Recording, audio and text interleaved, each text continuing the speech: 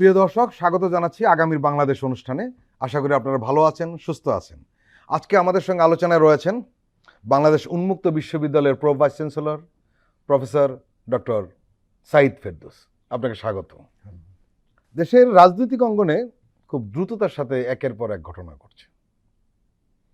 এই ঘটনা প্রবাহের সর্বশেষ সংযোজন যেটা, সেটি হলো অন্তর্বর্তীকালীন সরকারের প্রধান ইউনূস পদত্যাগের কথা ভাবছেন, এই খবরটি। কিন্তু আমরা দেখলাম প্রধান উপদেষ্টার টেলিযোগাযোগ ও তথ্য প্রযুক্তি বিষয়ক বিশেষ সহকারী ফয়েজ আহমদ তৈয়ব একটি স্ট্যাটাস দিয়েছেন। উনি তার স্ট্যাটাসে স্পষ্ট বলেছেন যে প্রধান উপদেষ্টা পদত্যাগ করবেন না, দেশের জন্য তাকে প্রয়োজন। বৃহস্পতিবার সন্ধ্যায় প্রধান উপদেষ্টার সঙ্গে সাক্ষাৎ করেন জাতীয় নাগরিক পার্টির প্রধান বা চেয়ারম্যান নাহিদ ইসলাম। উনি কিন্তু প্রথম মিডিয়াকে বলেন যে প্রধান উপদেষ্টা পদত্যাগের কথা চিন্তা করছেন। এরপরেই নানান ধরনের ঘটনা ঘটছে, আপনি নিশ্চয়ই দেখছেন, খবর রাখছেন। এই গোটা বিষয়টিকে আপনি কিভাবে দেখছেন? বাংলাদেশের রাজনৈতিক অঙ্গনে যেই অনৈক্যের বা যে বিভেদের সুর বিরাজ করছিল, এবং যেটা গত কয়েক মাস ধরে যে অনৈক্যের ব্যাপারটা বড় হয়ে দেখা দিচ্ছিল, সেইটারই একটা মুহূর্তে এসে ডক্টর ইউনূস এটা বললেন। ডক্টর ইউনূস কিন্তু যখন দায়িত্বভার গ্রহণ করেন তখনই তিনি বলেছেন যে তাকে যদি তার মতো করে কাজ করতে দেয়া হয়। তার মতো করে কাজের ক্ষেত্রে কি কি ছিল? অবশ্যই তিনি কতগুলো ঘোষিত কাজের কথা বলেছিলেন। তার মধ্যে অন্যতম ছিল কিছু সংস্কার করে একটা নির্বাচনের দিকে দেশকে নিয়ে যাওয়া। আমরা দেখেছি যে সংস্কারের প্রশ্নে রাজনৈতিক দলগুলোর মধ্যে দূরত্ব ক্রমশ বেড়েছে। কেবল যে সংস্কারের কারণেই বা সংস্কারের প্রশ্নে এসেই রাজনৈতিক দলগুলোর মধ্যে বা পক্ষগুলোর মধ্যে দূরত্ব বেড়েছে তা না।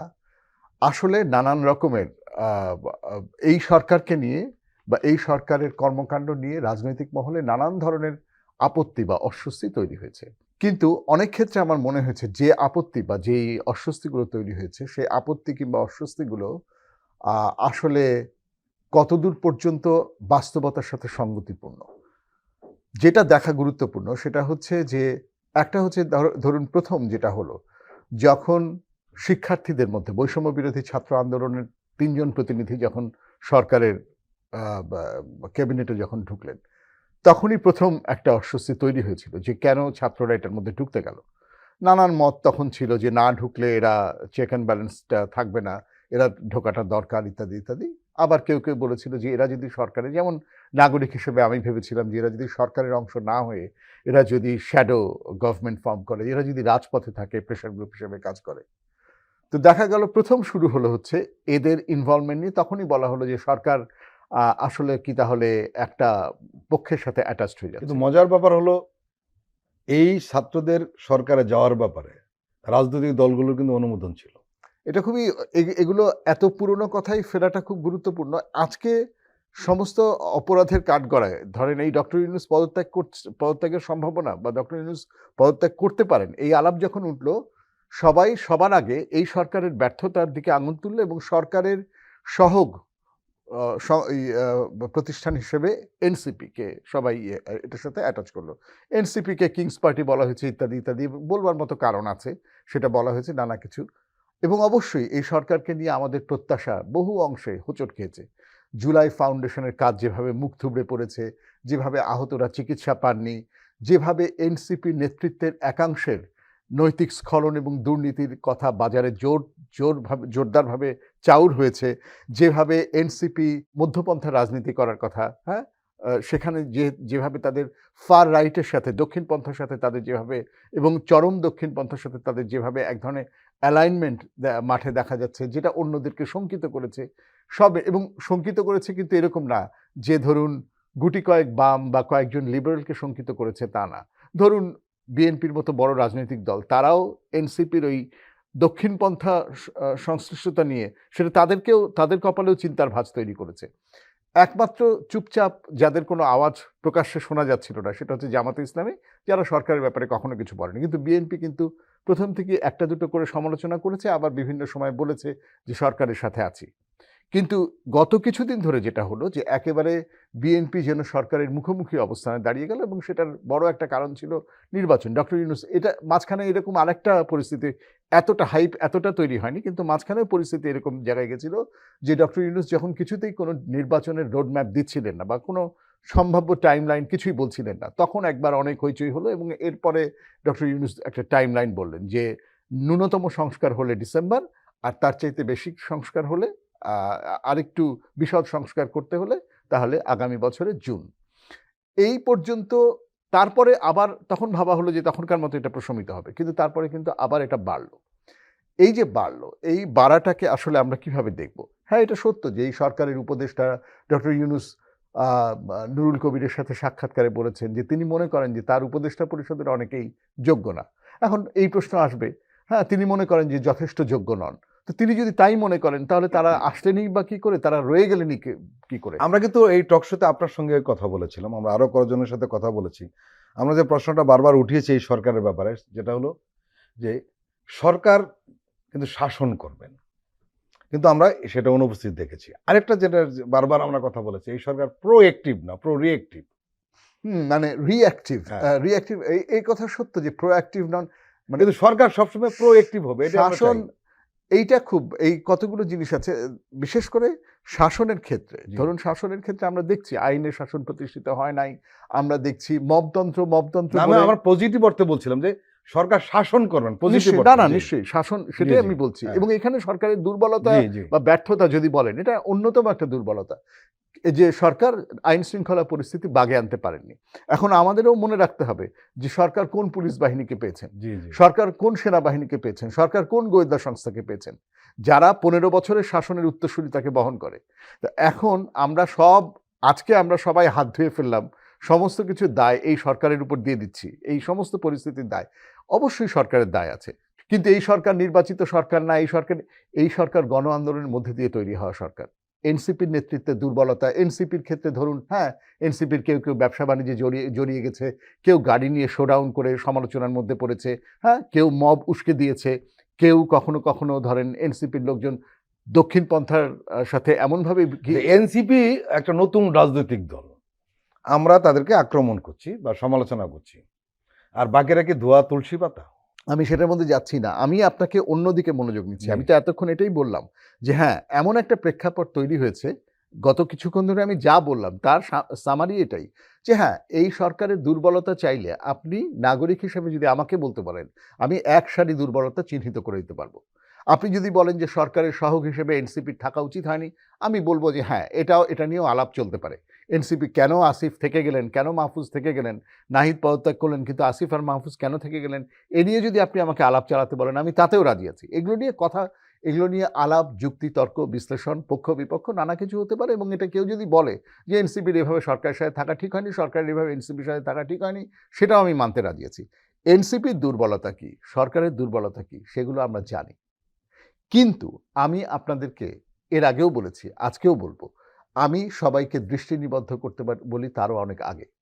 যখন 5ই আগস্টের অভ্যুত্থান সংঘটিত হলো, তখন যদি এইরকম একটা এনজিও থেকে কয়েকটা লোক নিয়ে এসে, হ্যাঁ, এর সুপারিশ তার সুপারিশে কয়েকটা লোক নিয়ে এসে জোড়াতালি দিয়ে একটা সরকার গঠন না হয়ে যদি সত্যিকার অর্থে জাতীয় সরকার গঠিত হতো, তাহলে তো অনেক সমস্যার সমাধানই হতো। এই বৈষম্য বিরোধী ছাত্রদের নেতৃত্বে তাদের তত্ত্বাবধানে বা তারাই তো তখন জুলাইয়ের নায়ক, এই জুলাইয়ের নায়কদেরকে সামনে রেখে, বা তারা সরকারে থাকবে না কিন্তু তাদের তত্ত্বাবধানে যদি সমস্ত রাজনৈতিক দল এগ্রি করত, রাজি হয়নি তো। রাজনৈতিক দলগুলো যে তখন রাজি হয়নি, কেন রাজি হয়নি? তাদের ভয় ছিল।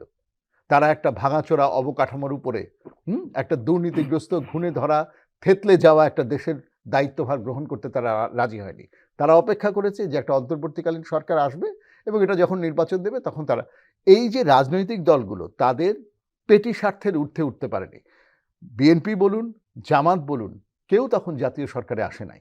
তারা বিএনপি, জামাত এবং ছোট ছোট দলগুলো তারা সকলে মিলে তখন যদি জাতীয় সরকারে আসতো, আজকে তো এই সরকারের ব্যর্থতা আমাদের কথা বলতে হতো না।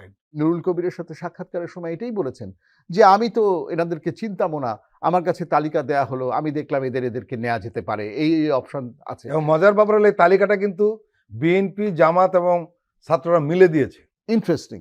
এবং এখানে আমার আরো জানার বিষয় যে এখানে অন্য কেউ যেই পক্ষের নাম কেউ উচ্চারণ করবে না সেই পক্ষেরও এখানে কোনো ইনভলভমেন্ট আছে কিনা এই তালিকা দেবার ক্ষেত্রে এইরকম একটা জোড়াতালি দেয়া সরকার এবং সরকার তাতে করে হলো কি যে এই সরকারে নাই, এটা যদি বিএনপি হয় বিএনপি, যদি জামাত হয় জামাত, তাদের পক্ষে বলা সম্ভব যে আমরা তো সরকারে নেই।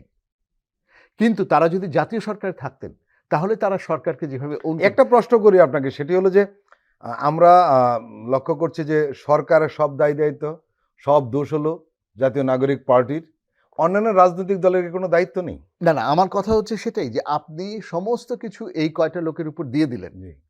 আপনি বলছেন যে আমরা সমর্থন দেব, কিন্তু এটা তো একটা লিপ সার্ভিসে পরিণত হলো। আপনি যখন বলেছেন সমর্থন দেব তখন আপনি যে জায়গায় ছিলেন, আজকে পরিস্থিতি আপনার পছন্দ হচ্ছে না, আপনি সেই জায়গায় নাই। অথচ যদি জাতীয় সরকার গঠন করতেন তাহলে আজকে দেশের সমস্ত কিছু দায়ভার এর একটা অংশীদারিত্ব আপনাকে নিতে হতো। তো আমার কাছে মনে হয় আজকে হ্যাঁ, এনসিপির অনেকগুলো সমস্যা আছে, কিন্তু এনসিপি কোনো রাজনৈতিক দলই হোমোজেনাস না। বিএনপি হোমোজেনাস না, আওয়ামী লীগ যখন ছিল আওয়ামী লীগও হোমোজেনাস ছিল না।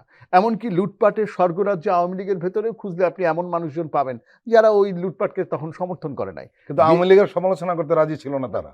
কিন্তু আওয়ামী লীগ হ্যাঁ, তারা হয়তো আপনাকে ঘরের ভেতরে বলবে কিন্তু মিডিয়াতে বলবে না। বিএনপি থেকে এক রকমের লোক আছে, বিএনপিতেও অনেক রকমের মানুষ আছে, অনেক ধারা আছে, এনসিপিতেও আছে। এনসিপিতে দক্ষিণপন্থার মানুষ আছে, এনসিপিতে উদারনৈতিক এবং বামপন্থার মানুষ আছে, এনসিপিতে মধ্যপন্থার মানুষ আছে। এখন এনসিপির দক্ষিণপন্থাকে আপনি দেখতে পাচ্ছেন, কেননা তারা মাঠে সক্রিয়। বিএনপিকে ভাবতে হবে, জামাতকে ভাবতে হবে। গতকালকে আমি জিয়া হাসানের একটি পোস্ট আমার খুব ইন্টারেস্টিং লেগেছে। জিয়া হাসান লিখেছেন যে সবাই সবার দিকে, অন্যকে দোষ দেওয়ার আগে, আপনার রাজনৈতিক প্রতিপক্ষকে দোষ দেওয়ার আগে আপনি নিজের দিকে তাকান যে আপনি কি করেছেন। তাহলে বিএনপি এবার নিজের দিকে তাকান। আজকের এই অনৈক্যের জন্য আপনি এনসিপিকে নিয়ে ঠাট্টা মশকরা করছে কে? এনসিপির নেতাদের চেয়ে দ্বিগুণ তিনগুণ বয়সের লোকেরা এনসিপির নেতৃত্বে দুর্বলতা নিয়ে ঠাট্টা মশকরা করতেই পারেন, তারা এখন একই সমতলে দাঁড়ানো। কিন্তু এরা যে জুলাইয়ের আন্দোলনের নেতৃত্ব দিয়েছিল এটা মনে রেখে এই সরকারের যে পরিমাণ সহযোগিতা প্রাপ্য ছিল, বিশেষ করে সংস্কারের প্রশ্নে এসে আমার মনে হলো যে রাজনৈতিক দলগুলো যেন একটা তাড়াহুড়ো কাজ করলো যে এই সংস্কারে ধরলে কতদিন লাগবে। এর মধ্যে সরকারের কিছু দায় আছে, আমার নির্দিষ্ট করে এটা আমি আজকে বলতেই চাই। ইউনূস সরকারের কিছু দায় আছে। অর্থনৈতিক গতিশীলতা আনার জন্য বন্দর বিষয়ে তিনি যে সিদ্ধান্ত নিয়েছেন, প্রথমে করিডর, মানবিক করিডর কথাটা আসলো, পরে খলিল সাহেব রিট্রিট করলেন। এই দুটো জিনিস সরকারকে জনমনে বিরাট একটা অস্বস্তিকর, যারা সরকারের প্রতি অকুণ্ঠ সমর্থন দিচ্ছিল তারাও কেউ কেউ বলতে চাইলেন এত কিছুর মধ্যে কেউ না। আমার কথা হলো রাজনৈতিক দলগুলো আলোচনা করতে পারে, আপনারা আমাদের সাথে আলোচনা করেন। শুনুন, এই উদ্যোগটাই শুরুতে নেওয়া হলো না কেন? সেটাই আপনি এই কথাটা তো বলবেন। আগে থেকে উদ্যোগ নেওয়া সরকার যেহেতু করিডর নিয়ে বাংলাদেশের রাজনীতি ইতিমধ্যেই একবার আমরা দেখে ফেলেছি করিডর, তো করিডর শব্দটা ফিরে আসলেই, এবং করিডর শব্দটাকে তো কেউ কেউ ফিরিয়ে আনবে। প্রিয় দর্শক, আমরা এখন একটু বিরতি নিচ্ছি, আপনারা আমাদের সঙ্গেই থাকুন।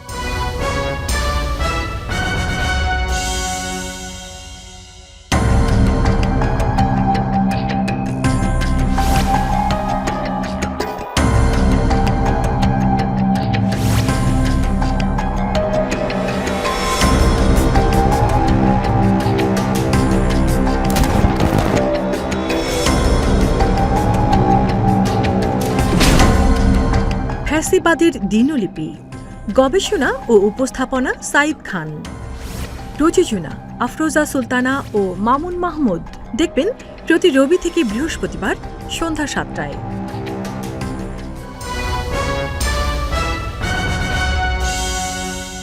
আবারও স্বাগত আগামীর বাংলাদেশ অনুষ্ঠানে। আজকে আমাদের সঙ্গে আলোচনা রয়েছেন প্রফেসর ডক্টর সাইদ ফেরদৌস। এনসিবির আহ্বায়ক নাহিদ ইসলামী প্রথম মিডিয়াকে জানান যে প্রফেসর ইউনূস এই চলমান ঘটনাকে কেন্দ্র করে পদত্যাগের কথা ভাবছেন। তার কাছে প্রফেসর ইউনূস বলেছেন যে আমি যদি কাজ করতে না পারি, যে জায়গা থেকে তোমরা আমাকে এনেছিলে একটা গণঅভ্যুত্থানের পর দেশের পরিবর্তন সংস্কার, কিন্তু যেই পরিস্থিতিতে যেভাবে আন্দোলন বা যেভাবে আমাকে জিম্মি করা হচ্ছে, আমি তো এভাবে কাজ করতে পারবো না। এটা একটা বিষয়। আরেকটা বিষয় সেটা হলো যে আমরা এটাও জানি যে শুধু ফয়েজ সাহেব বলেছেন তা নয়, গতকালকে থেকেই নানান মহল থেকে বলা হয়েছে যে উনি যাতে পদত্যাগ না করেন, কারণ উনি পদত্যাগ করলে কি হবে, সেটি কেউ জানে না, কিন্তু পরিস্থিতি যে ভালো হবে না এটুকু সবাই জানে। কি বলবেন আপনি? প্রথম কথা হচ্ছে, আমরা চাই বা না চাই, ডক্টর ইউনূস বাংলাদেশের ঐক্যের প্রতীকে পরিণত হয়েছেন এই সময়ে, এবং ছাত্ররা যখন তাকে বেছে নিয়েছে সেই মুহূর্ত থেকে, তার আগ পর্যন্ত কিন্তু না। রাইট। আপনার মনে আছে এর আগেও 1/11 পরে সরকার ডক্টর ইউনূসকে সামনে আনতে চেয়েছিলেন, ডক্টর ইউনূস নিজে আসেননি, তার প্রতিনিধি এসেছিল, তারপরে ডক্টর ইউনূসকে দিয়ে রাজনৈতিক দল গঠনের চেষ্টা হয়েছিল, সেটা তখন দাঁড়ায় নাই। এবার যে ডক্টর ইউনূস ঐক্যের প্রতীক হয়ে উঠলেন, সেটা যেমন কৃতিত্ব ডক্টর ইউনূসের, তার চাইতে অধিকতর কৃতিত্ব যদি বলা হয় এই গণ অভ্যুত্থানের নায়কদের। এবং এই গণ অভ্যুত্থানের প্রেক্ষাপটের কারণে এমন একটা উপায়হীন পরিস্থিতি তৈরি হয়েছিল যে তার ভিন্ন আর কাউকে ভাবা হয়নি। কি কি কারণে ভাবা হয়েছিল? বিদেশের সাথে বাংলাদেশের যোগাযোগ, বহির্বিশ্বে তার যে উজ্জ্বল ভাবমূর্তি, সেটা খুবই গুরুত্বপূর্ণ, তার একটা ক্লিন ইমেজ এবং তার একটা পাহাড় সম ইমেজ আছে, সেটা খুবই গুরুত্বপূর্ণ। একই সাথে যেটা খুবই গুরুত্বপূর্ণ সেটা হচ্ছে হাসিনার চাইতে দীর্ঘ ছিল ভারতের ছায়া। হ্যাঁ, বাংলাদেশের 15 বছর বাংলাদেশের মানুষ হাসিনাকে একা দেখতে পায়নি, হাসিনার পেছনে যে ছায়াটা দেখতে পেয়েছে সেটা হচ্ছে ভারতের ছায়া। এই যে ভারতের ছায়াকে শাসনের পেছন থেকে, মসনদের পেছন থেকে সরিয়ে দেবার ক্ষেত্রে ডক্টর ইউনূসের মতো মহিরুহকে দরকার, এই মুহূর্তেও দরকার। যেখানে গণ অভ্যুত্থান হয়েছে, যেখানে নির্বাচিত, তথাকথিত নির্বাচিত, হ্যাঁ, ভোট ডাকাতির প্রধানমন্ত্রীকে যেখানে দেশ ছেড়ে চলে যেতে হয়েছে, একটা গণ অভ্যুত্থানের পরে একটা বিপ্লবী সরকার গঠিত হতে পারত, যেই বিপ্লবী সরকার হতে পারত দলমতের সকলকে নিয়ে জাতীয় সরকার হতে পারত, সেটা না গঠন করে আপনি কনস্টিটিউশনাল ধারাবাহিকতার স্বার্থে এমন এমন লোককে বসিয়ে রেখেছেন যারা প্রত্যেকে সরাসরি বিগত রেজিমের সুবিধাভোগী। এখন যদি ডক্টর ইউনূস সরে যান, এই সুবিধাভোগীদেরই বিজয় হবে কোনো না কোনোভাবে, বা এই সুবিধাভোগীদের মধ্যে কেউ কেউ যে সুযোগ সন্ধানী হয়ে উঠবেন না। সেনাবাহিনী প্রধান ডিসেম্বরের মধ্যে নির্বাচনের ব্যাপারে জোরদার আওয়াজ দেওয়াতে যারা খুশি হয়েছেন, তাদেরকে শুধু একটা কথাই ভাবতে বলবো যে আপনারা দ্রুত ক্ষমতায় যাওয়ার জন্যে যেগুলোকে শর্টকাট রাস্তা ভাবছেন, আগামীতে আপনারা ভেবে দেখবেন যে এর মধ্যে দিয়ে আপনারা কে খুশি হচ্ছে। ডক্টর ইউনূস কিভাবে প্রধান উপদেষ্টা হলেন সেই নেগোসিয়েশনের সন্ধ্যাটা আমাদের জানা আছে, যেটা অনেক পরে উপদেষ্টারা কেউ কেউ প্রকাশ করেছেন। আমরা জানতাম, আমরা ওই রাতে, কারণ শিক্ষকদের প্রতিনিধি দলও ওখানে ছিল, ফলে আমরা প্রতিনিধিরাও এক একজন সেখানে ছিল। কি ঘটেছিল তার অনুপুঙ্খ বিবরণ আমরা ওই রাতেই শুনেছি। ডক্টর ইউনূস যাতে না হন সে ব্যাপারে জোর চাপ ছিল। ছাত্ররা এই একটি ব্যাপারেই অনড় ছিল যে তারা ডক্টর ইউনূসকেই চায়। তাহলে ডক্টর ইউনূস নিশ্চয়ই কারো কারোর জন্য এত বড় মাথা ব্যথার কারণ। এই ডক্টর ইউনূসকে সরালে কে কে লাভবান হবে? আওয়ামী রেজিমের যে উত্তরসূরিতা বহন করছে যারা, আওয়ামী রেজিমের যারা প্রিভিলেজড, আওয়ামী রেজিমের যারা সুবিধাভোগী মানুষজন এখনো বাংলাদেশের শাসন কাঠামোর ভেতরে বসে আছেন, তারা লাভবান হবেন। ভারত ভেবে দেখা প্রয়োজন। ডক্টর ইউনূস থাকলে, ডক্টর ইউনূসকে নিয়ে তাদের যতটুকু অস্বস্তি, অন্য যে কেউ আসলে তাদের অস্বস্তি সেইখানে কমে যাবে। প্রত্যেকটা রাজনৈতিক দলকে ভাবতে বলি, নিজেদের মধ্যে বিভেদ বাড়িয়ে, অনৈক্য বাড়িয়ে, তড়িঘড়ি করে ক্ষমতায় যাওয়ার জন্য বিএনপি হয়তো ভাবছে যে যত দ্রুত নির্বাচন হবে তত তার কয়টা সিট বাড়বে। জামাত হয়তো চুপ করে ও পরিস্থিতি দেখছে, কিন্তু আপনাদের দায়িত্ব ছিল এই সরকারকে সমালোচনা করুন, কঠিন সমালোচনা করুন, কিন্তু সরকারকে সাথে রাখুন, সরকারের সাথে থাকুন, এটা আপনাদের দায়িত্ব ছিল। এই ছাত্রদের সমালোচনা করুন, কিন্তু ভুলে যেন না এরাই জুলাই অভ্যুত্থানকে সফল করেছে। আপনারা গত 15 বছরে প্রস্তাব করে কাউকে ভাসিয়ে দিতে পারেন নাই। যদি পারতেন তাহলে দেশে এই অবস্থা হতো না।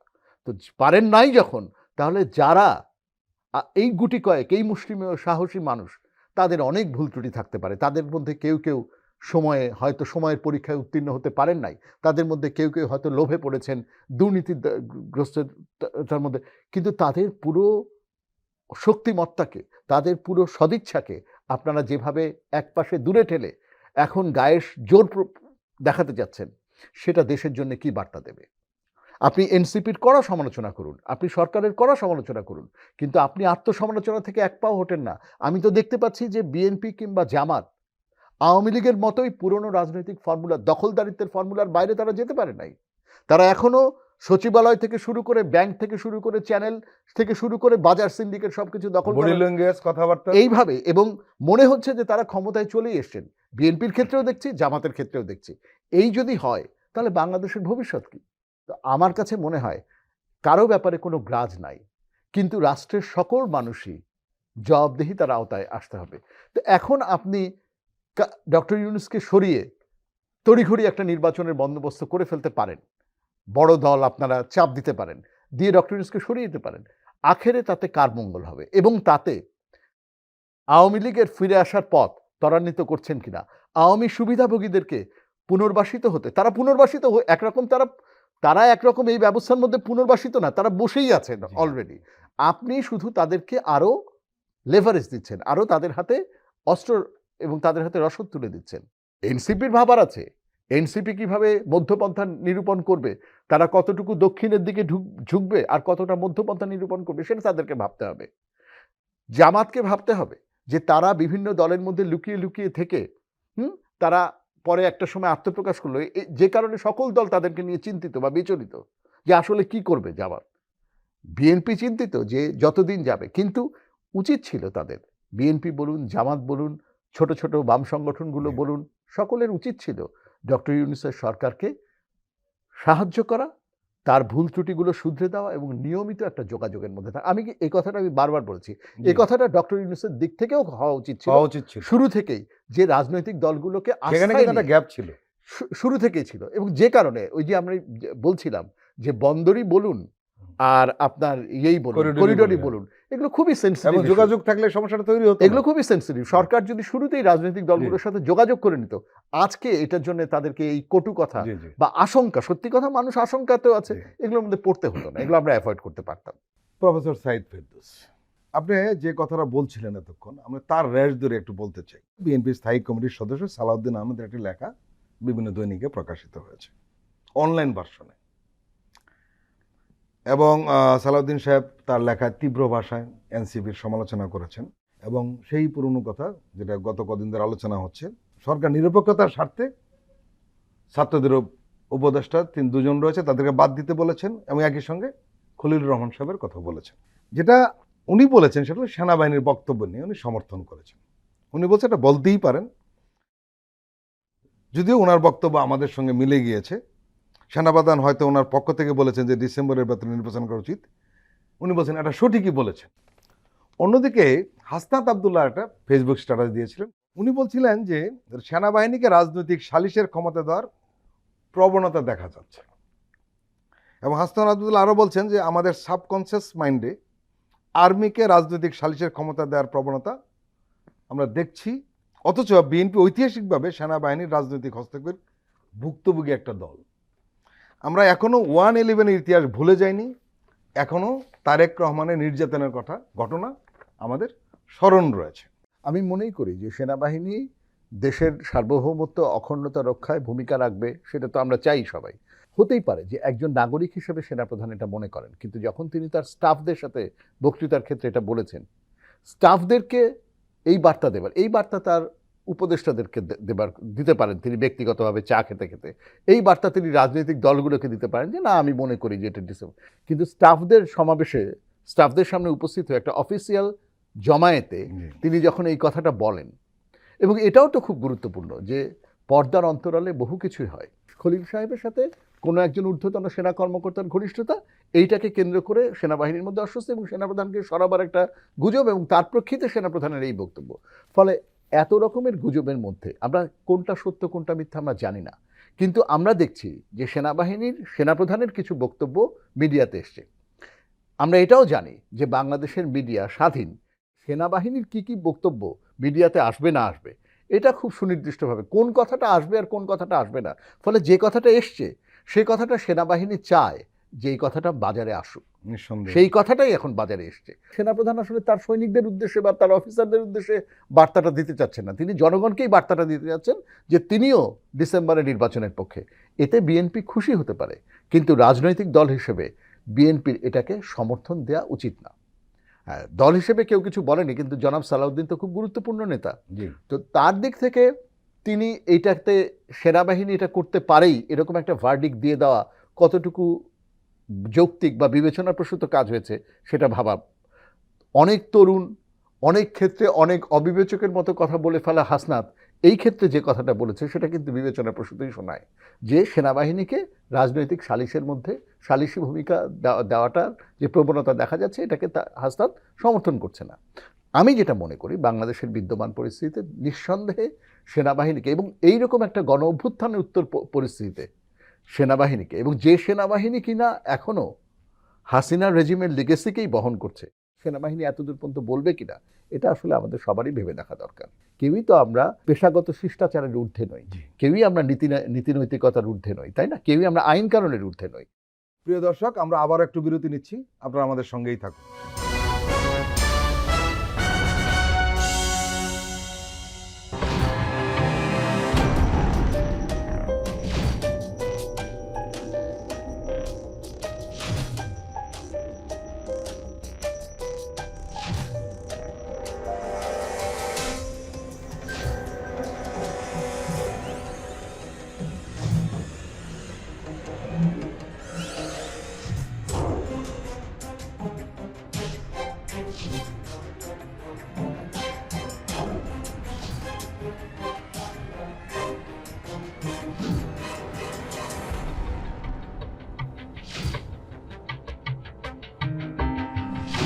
কেমন আছে অর্থনীতি দেখবেন প্রতি সোম ও মঙ্গলবার রাত 10:20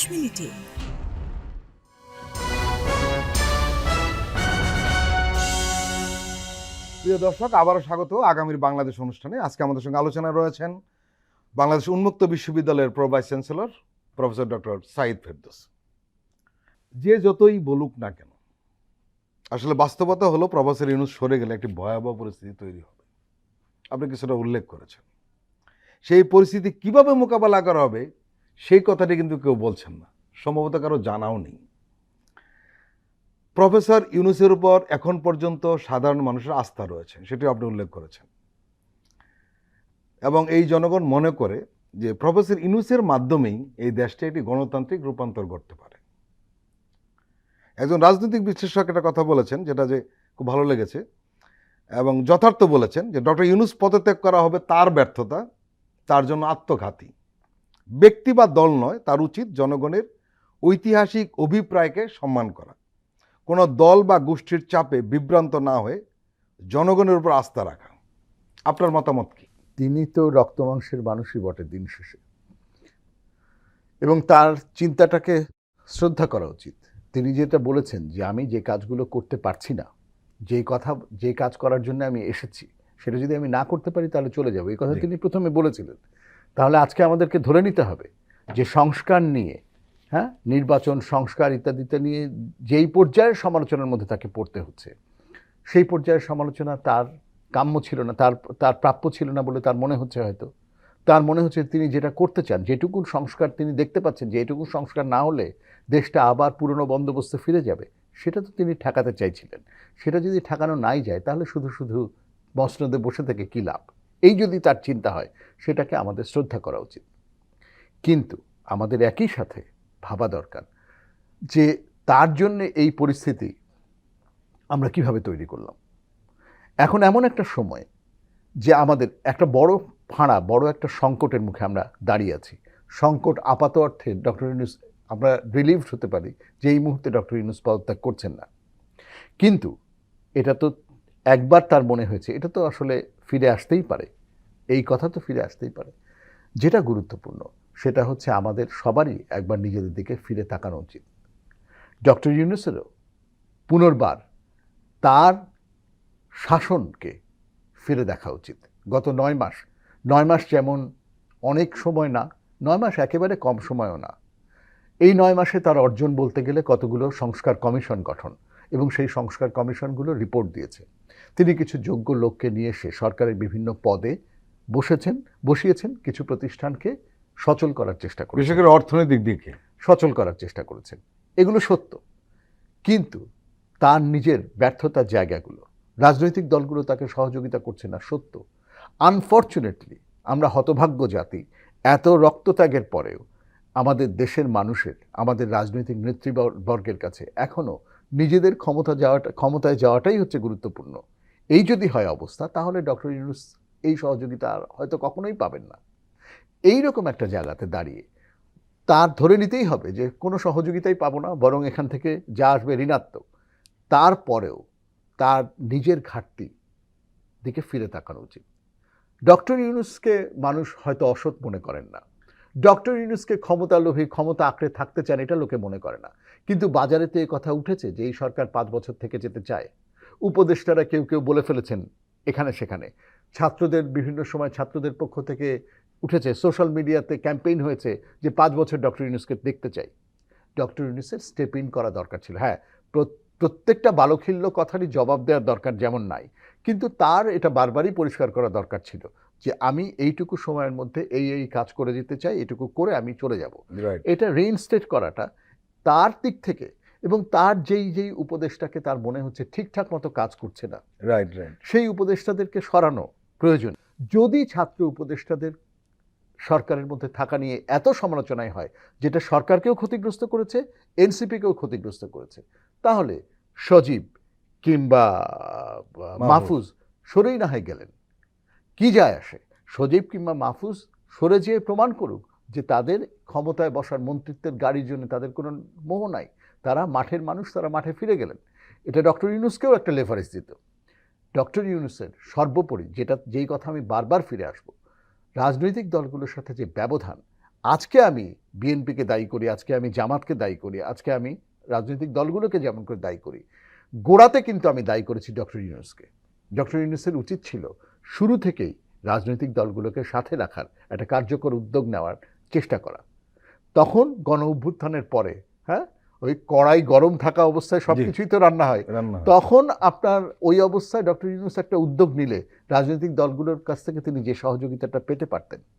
আজকে রাজনৈতিক দলগুলো মনে করছে যে তাদের সহযোগিতা ছাড়া ডক্টর ইউনূস এক পাও চলতে পারবেন না। তখন কিন্তু ছিল এরকম, উল্টো ছিল। তখন ডক্টর ইউনূসের কারণে রাজনৈতিক দলগুলো এখানে হালে পানি পেত। বিএনপি ভাবছে যে নির্বাচন তো এখনো যদি ডিসেম্বরেও হয়, যদি ডক্টর ইউনূস সব সংস্কারের মোহ, আচ্ছা কিচ্ছু হবে না এই দেশের, এরা আমাকে চায় না, আমি চলে যাব, ডিসেম্বর পর্যন্ত একটা ফেয়ার ইলেকশন করে দেওয়ার ব্যবস্থা করে আমি চলে যাব, এই যদি হয়, ডিসেম্বর আসতে তো আরও কয়েক মাস। বিএনপি শিওর তো, নিশ্চিত তো যে এই কয় মাস দেশের পরিস্থিতি স্থিতিশীল থাকবে?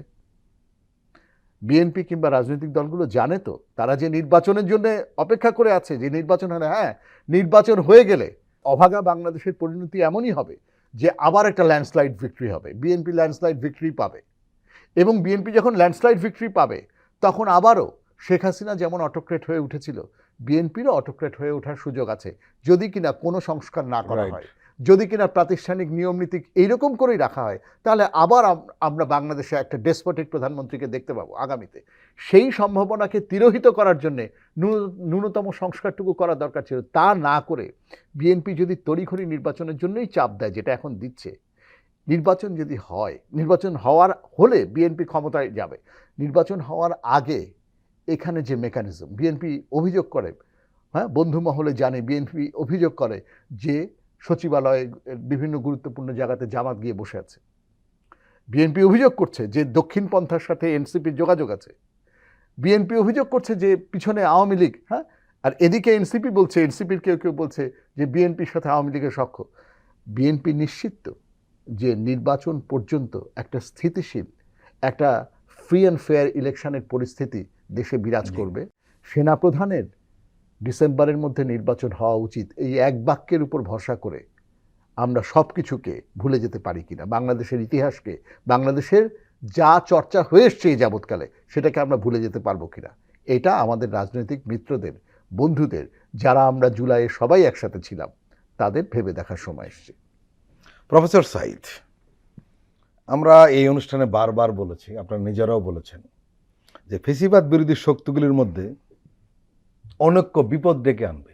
আমরা সেটাই দেখছি। আপনি শুরুতে বলছিলেন আজকের অনুষ্ঠানেও, এবং একই সঙ্গে ফেসিস্টদের পুনরুত্থানের পথকে সুগম করবে।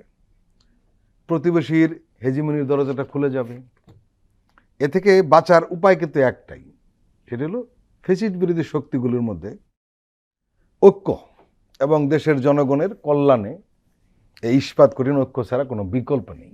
কিন্তু সবাইকে এই ঐক্যতে শরিক হবেন বা হতে পারবেন? মানসিকতা নেই, কিন্তু যদি বুদ্ধি থাকে তাহলে ঐক্য করা উচিত। মানসিকতা নেই অনেকেরই, এ কথা আমি নিশ্চিত যে অনেকেরই এই মানসিকতা নেই। বিএনপির মধ্যে নিশ্চয়ই বিএনপি নির্বাচন করবে, বিএনপি ক্ষমতা আসবে, বাংলাদেশের বেশিরভাগ মানুষ এটাই এখনো মনে করে। জামাত এই সময়টা খরচ করতে চাচ্ছিল, জামাত আরেকটু দীর্ঘায়িত করতে চাচ্ছিল, এর মধ্যে সে আরেকটু গুছিয়ে উঠবে, এটাই তো বিএনপির ভয় ছিল। কিন্তু গুছিয়ে উঠলে পরেও বিএনপি যে সংখ্যাগরিষ্ঠ দল, এটা বেশিরভাগ বিএনপি যে সংখ্যাগরিষ্ঠ আসন পাবে এটা বেশিরভাগ মানুষ এখনও মনে করে। কিন্তু বিএনপি সম্ভবত ঝুঁকি নিতে চাচ্ছে না। তাহলে বিএনপিকে সেটা ভাবতে হবে, হ্যাঁ ঝুঁকি বলতে কি, তারা কয়েকটা সিট কম পাবে, নাকি তারা ভাবছে যে আরেকটু ওয়েট করলে তারা ক্ষমতায় যেতে পারবে না। দ্বিতীয়টা সম্ভবত ভাবছে। তারা তাদের সেটা একটু ভাবা দরকার। এবং এইখান থেকে বের হওয়ার জন্য কি করতে হবে? বের হওয়ার জন্য যেটা করতে হবে, কেমন করে দ্রুত ইলেকশন হবে, যদি এই সরকারকে সহযোগিতা করে ন্যূনতম কতগুলো শর্তে আমরা একমত হতে পারি। এনসিপিকেও ভাবতে হবে। এনসিপি ধরুন চূড়ান্ত অর্থে মধ্যপন্থা যদি রক্ষা না করতে পারে, এনসিপির চাইতে বড় সংকটে আর কেউ পড়বে না। ডান বাম লিবারেলদেরকে নিয়ে মধ্যপন্থা রক্ষা করা সবচেয়ে কঠিন, কিন্তু যদি এনসিপি দক্ষিণ পন্থার দিকে ক্রমশ বেশি ঝুঁকে যায়, তাহলে এনসিপি তার নিজের জন্য বিপদে। বাংলাদেশের ধরুন আদিবাসী, হ্যাঁ, কিংবা নারী, এইসব প্রশ্নে ইসলামিস্টদেরকে আমরা যেরকম সরব হতে দেখেছি গত কিছুদিনে, জামাত বলুন, হেফাজত বলুন, কিংবা অন্যান্য দক্ষিণপন্থী ইসলামপন্থী দলগুলোকে, এনসিপির রাজনীতি কোথাও কোথাও যেন এনসিপির দক্ষিণপন্থা যেন কোথায় কোথায় সেখানে তাদের সাথে একাকার হয়ে গেছে। এখন ঐক্যটা কিভাবে হতে পারে? ঐক্য হতে পারে গোষ্ঠীর স্বার্থের ঊর্ধ্বে উঠে, ব্যক্তি এবং গোষ্ঠীর স্বার্থে। কিন্তু এমন একটা আওয়াজ বাজারে রয়েছে, সেটি হলো যে বিএনপি যেহেতু ঐক্য হবে না, তারা একটা অবস্থান নিয়ে নিয়েছে এবং মুখোমুখি দাঁড়িয়ে গেছে, তারা আলটিমেটাম দিয়েছে, অন্যরা একটা ঐক্য করার চেষ্টা করছে। তাতে করে কি হবে? তাতে করে সেই দ্বিবিভাজনই থাকবে, সেই দ্বিবিভাজনই থাকবে। এবং বিএনপি এবং এই অংশের সাথে যদি এনসিপি থাকে, তাহলে এনসিপির সাথে অ্যালাইন্ড ওই গভর্নমেন্ট, তখন বিএনপি সারাক্ষণ এই অংশকে গভর্নমেন্টের এই কিংস পার্টির এক্সটেনশন হিসেবেই দেখবে। আমরা বলছি না যে ঐক্য বলতে এক পাত থেকে সবাইকে খেতে হবে, সেটাই আমরা বলছি না যে রাজনৈতিক আদর্শ নীতি সমস্ত বিসর্জন দিতে হবে। ওইখানেই আমাদের সবার থাকা উচিত। সেটা হচ্ছে যে কি করলে আমরা আওয়ামী লীগারদেরকে হঠাৎ করে ফিরে আসার আনন্দ উদযাপন করতে দেব না, রাইট। কি করলে আমরা ভারতকে বাংলাদেশের রাজনীতি নিয়ে উল্লসিত হতে দেব না, পতিত শাসকদেরকে, পতিত স্বৈর শাসকদেরকে আমরা ফিরে আসার সুযোগ কেন করে দেব? যাদেরকে অন্যরা কিংস পার্টি বলছে, তারা ভেবে দেখুক তারা কিংস পার্টি থাকবে কিনা।